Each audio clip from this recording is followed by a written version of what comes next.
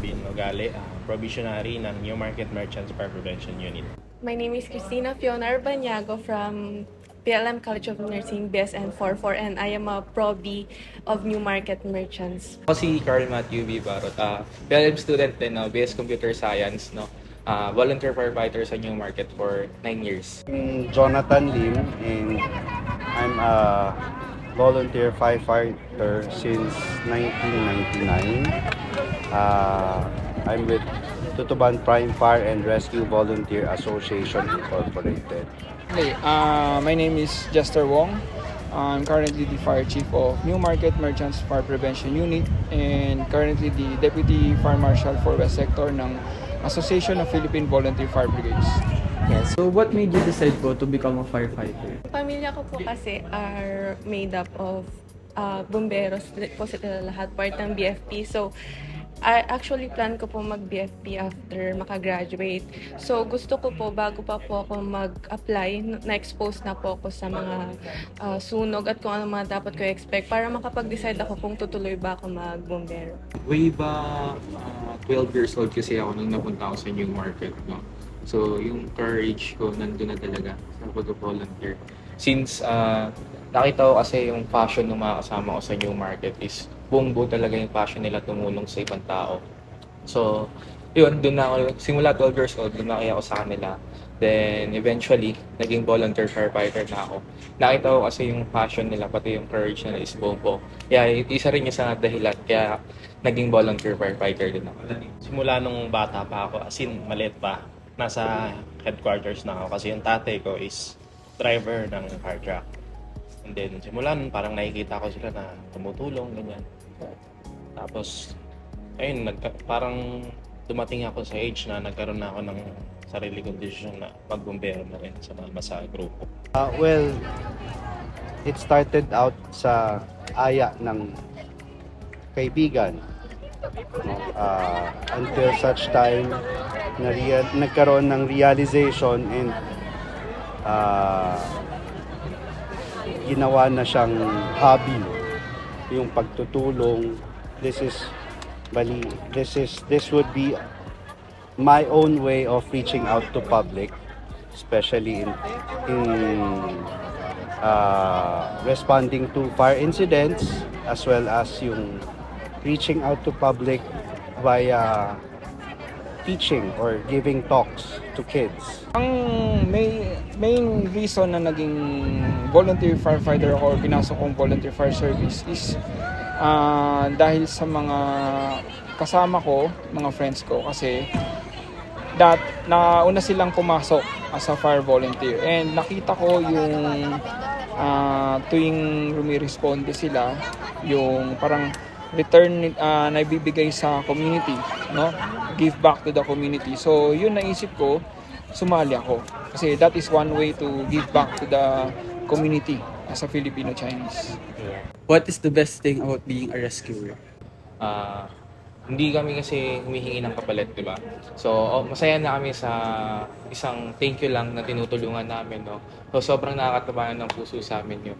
So, para sa amin, natural na sa amin yung excitement. Hindi naman sinasabi excitement kasi yun na yun eh, nandun na yung passion namin sa pagtulong. So, yung siguro, ang nakikita ko para sa akin is yun, yung magpasalamat lang sa amin, yung taong tinutulungan namin, okay na kami doon. Being a rescuer, nakaka-fulfilling kasi alam mo yon, from being a nobody, nagkakaroon ka ng somebody, nagiging somebody ka para sa pag-pitch out mo. And hindi alam yun ang kagandahan doon, hindi siya transparent. Hindi lahat ng tao nalalaman na tumutulong ka pala, nakakatulong ka pala, may capacity to help ka pala. So, ayun, by being a volunteer firefighter, siguro din hindi naman kailangan talagang i-broadcast na bombero ka, pero importante nasa puso yung pagtutulong. Ng band, kasama yung mga kagrupo mo, and yung tumutulong ka na walang hinihingi. Ma-feeling na may magsabi sa iyo ng pasasalamat or appreciation of what you have done, na hindi mo siya kilala, yung makita mong walang-wala na siya, yun na lang ang talagang ma-offer niya. Na sometimes, kasi may ibang fire incident or may ibang disaster, pag na-respondihan namin, walang-wala sila pero they still give us kahit na isang basong tubig o isang basong kape. No? Wala naman kami hihinging kapalit, pero yung masabihan lang kami na salamat sa naitulong namin is greatly appreciated. You get to help people without expecting anything in return. Any advice po or tip na mabibigay niyo po sa mga tao para maging safe tayo and ma-prevent yung sunog? Honestly, in to prevent or to prevent disaster sa mga kapwa pamilya natin o sa kasama natin sa trabaho o kung saan man, yung efficiency ninyo sa pag-sound the alarm. Hindi dapat ito binabaliwala. Hindi katulad ng, kunwari, may naririnig na natin, fire drill. Pero parang binabaliwala lang. Pero what if a real fire incident happened or a fire incident happened tapos binaliwala nyo lang? Yung efficiency doon. Kaya every time I give talk, yun talaga ine-emphasize ko. Yun lang, sumunod lang tayo sa standard and maayos na alituntunin, no? So, yung mga regulatory natin, no, sa law, no, meron naman tayo niyan. Iwasan natin yung mga illegal, especially alam naman natin yung mga jumpers, illegal connection, no, na kadalasan nagiging mula ng sunog, no. Yun lang, sumunod lang tayo sa tama, maiiwasan natin yung sunog. Basic as it sounds, wag po tayong maglalaro ng apoy.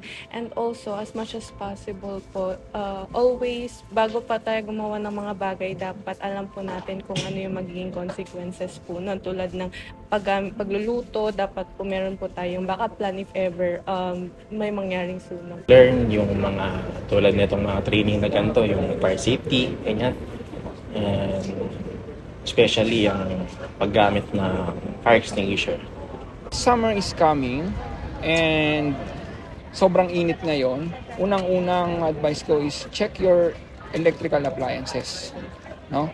Kasi the tendency is pag habang umiinit ang panahon, we tend to use more, especially electric fan and aircon. So, andun yung chance na magkaroon ng overloading or overuse ng appliance natin. So, before you use it, check kung gaano nakatagal mong nagamit or yung condition niya, is it still good or not, no? Doon kasi madalas na pinagmumulan ng mga sunog ngayon.